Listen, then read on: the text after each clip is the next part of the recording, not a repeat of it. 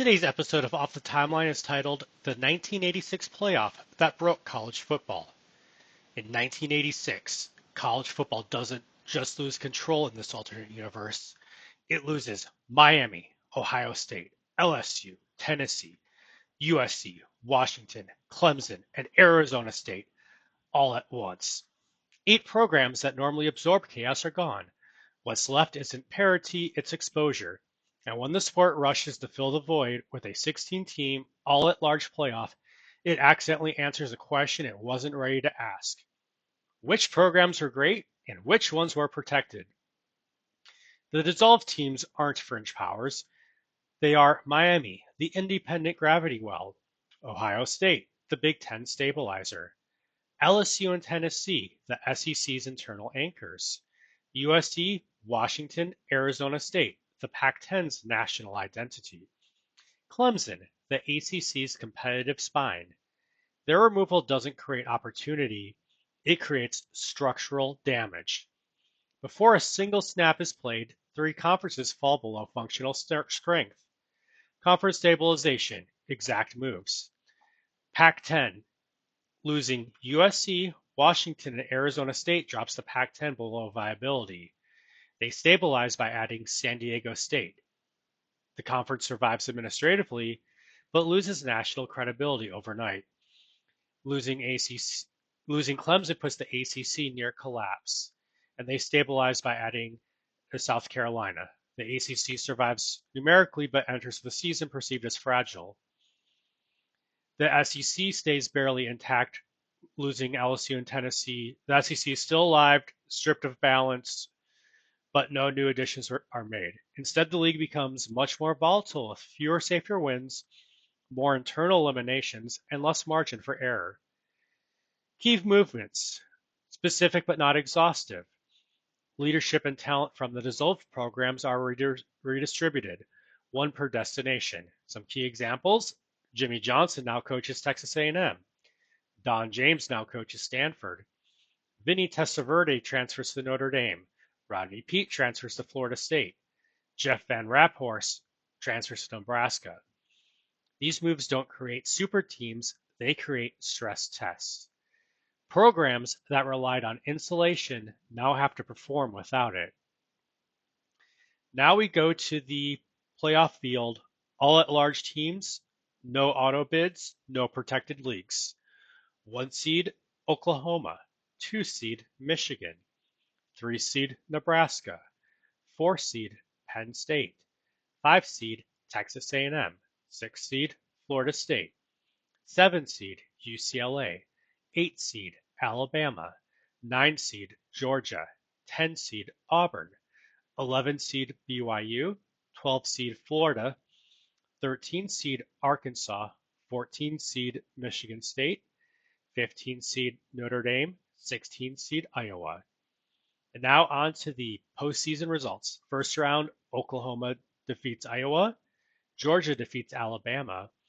Penn State defeats Arkansas. Florida defeats Texas A&M. Nebraska defeats Michigan State. BYU defeats Florida State. Michigan defeats Notre Dame. Auburn defeats UCLA. And then we move to the quarterfinals. Oklahoma defeats Georgia.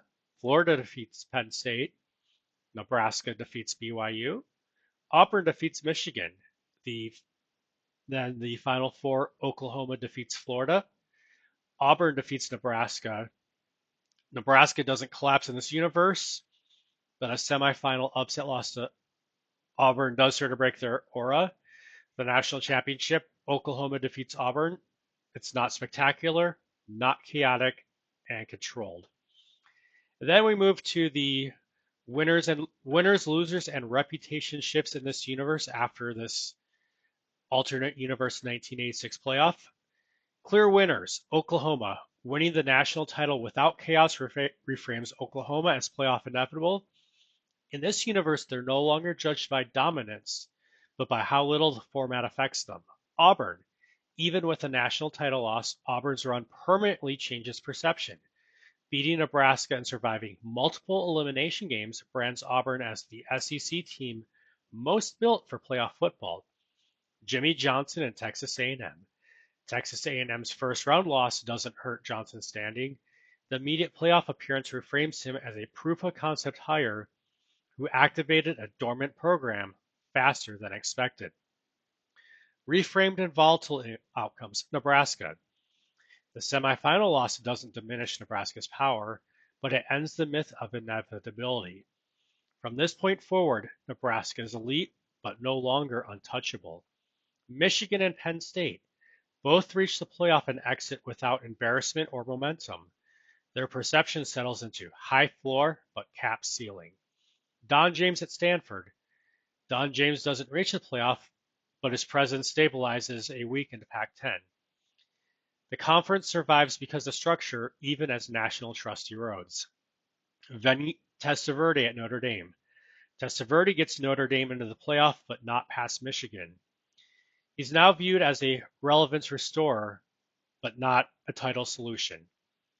Clear losers based on perception, not performance. Florida State. The BYU upset lands harder than the record suggests.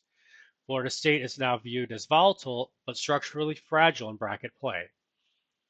Post-stabilization Pac-10. The league survives numerically, but collapses reputationally. Without USC or Washington, it's treated as regional and developmental.